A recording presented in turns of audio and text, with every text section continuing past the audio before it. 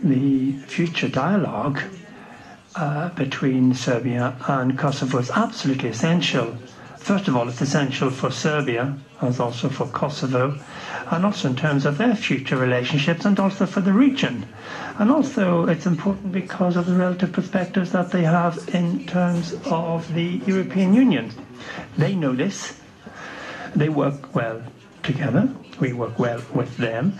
There's always electoral cycles, political cycles, which you have to take into account, which we do.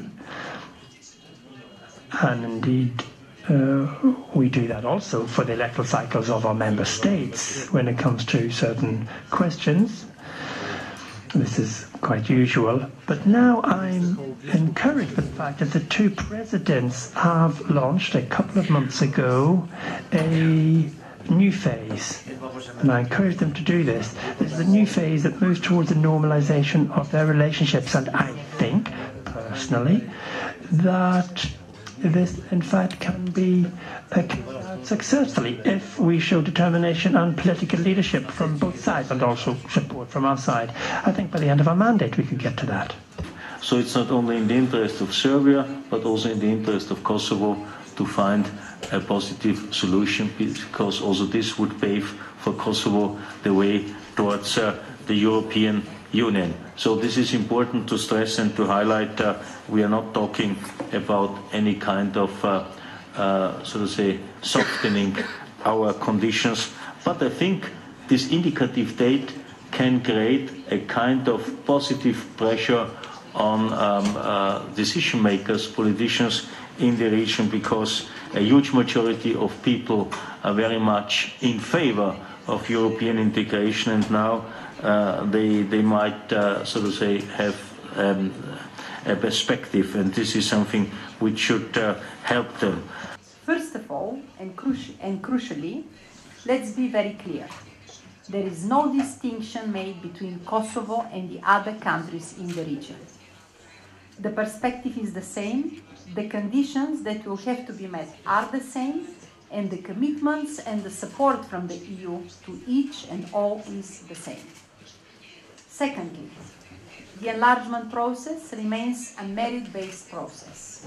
There are no automatism and no prescribed timetables. The pace of the process depends on the partners and their willingness to deliver. Thirdly, the EU cannot and will not import bilateral disputes.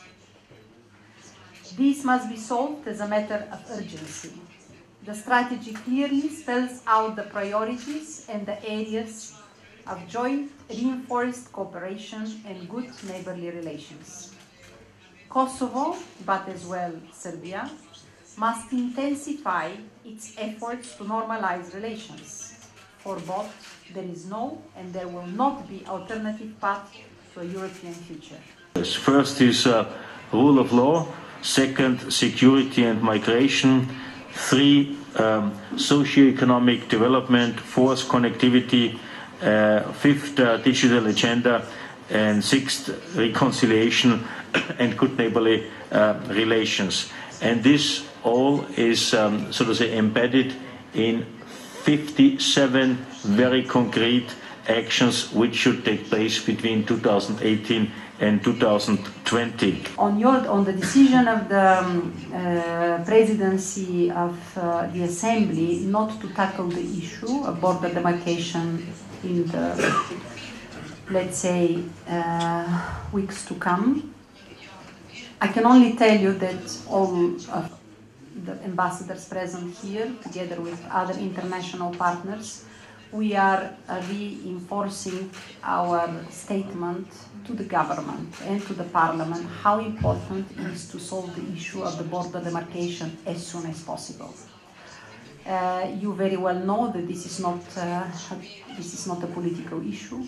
The Montenegrin side has already ratified it, so it's a pure internal political issue which has to be solved by Kosovo. The sooner you do it, the better for the overall process of visa liberalization. I just want to remind that there is a second criteria, so you have to concentrate as well on it. But the border demarcation is, I would say, the easiest one, because the vote is yes or no, and we all hope that it's yes. and, for example, the specialist chambers. Credibility is a hard-won currency. Don't devalue it. It is not the first time you have heard me or my predecessors speak about this need, nor will it be the last time.